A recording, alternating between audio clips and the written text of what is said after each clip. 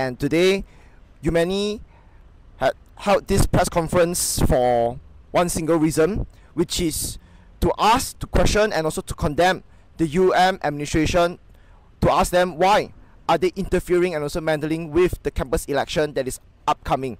The upcoming campus election will fall on the 2nd of November, which will be the nomination day, and the campaigning period will be the 3rd of November to the 9th of November, and the voting day will start on the 10th of November. And we have found out that there are a lot of actions taken by the administration to threaten the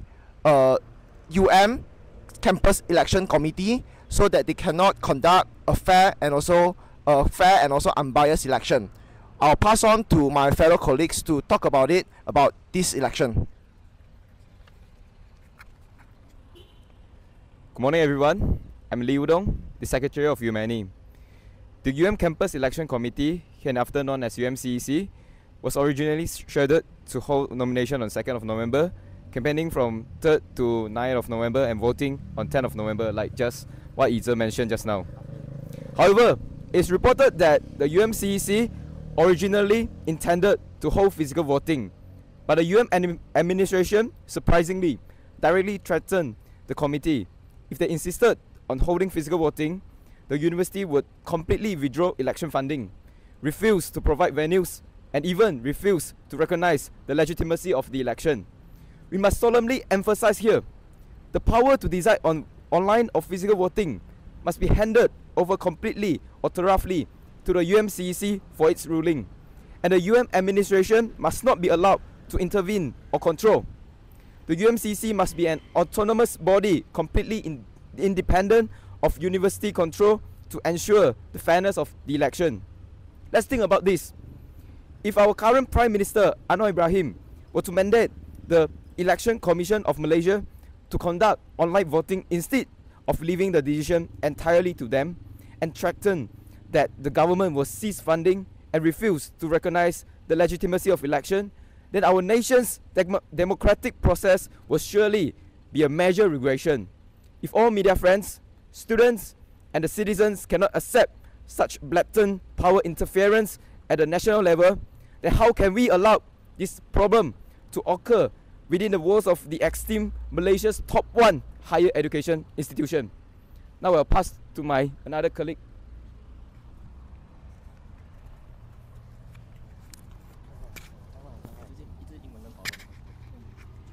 Good morning, I'm Sydney, the Organizational Secretary of Umany. From the 1990s to 2010, the University Malaya campus election was conducted through physical voting managed directly by the university administration. Then, between 2010 and 2019, the system was changed to online voting, still under the university administration. It was not until 2019 that we finally saw the return of physical voting led by the Campus Election Committee, UMCEC, restoring the true spirit of campus democracy, student autonomy. However, since 2021, due to the impact of the pandemic, the election was reverted once again to online voting. Now that the pandemic has long ended and campus life has also returned to normal, the voting system still remains online, with no signs of reformation.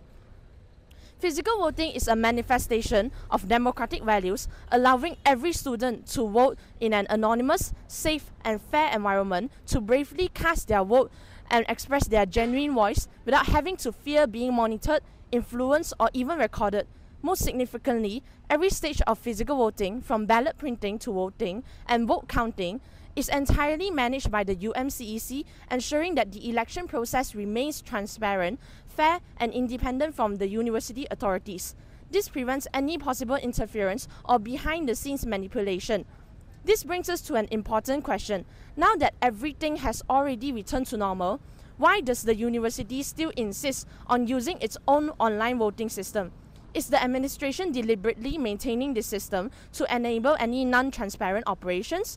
Or does it believe that students no longer deserve a democratic mechanism that is truly controlled by themselves?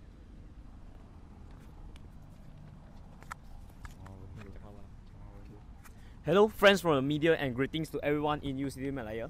I'm Leon Kwa, Treasurer of Umany. As many UM students are aware, this is now the second consecutive year that UM campus election will be held in Sem 1. and this marked a great setback for campus democracy. Umany has long fought for the principle that campus elections must be held in semester 2 in order to safeguard the freshman rights to be informed. And this stance also clearly supported by the Articles 18(4) of Students' Union Constitution, which states that union elections must be conducted before the 5th week of semester 2. Only by holding elections in semester 2, first-year students can have sufficient time to learn about the different students' movement, understand their beliefs and manifestos, and make informed and independent decisions. If elections are rushed into semester 1, freshmen who have just entered university life are highly vulnerable to influence, especially from orientation week coordinators and senior facilitators. Having once served in both these positions myself, I know firsthand how much power and influence such roles hold over students who are still unfamiliar with campus life.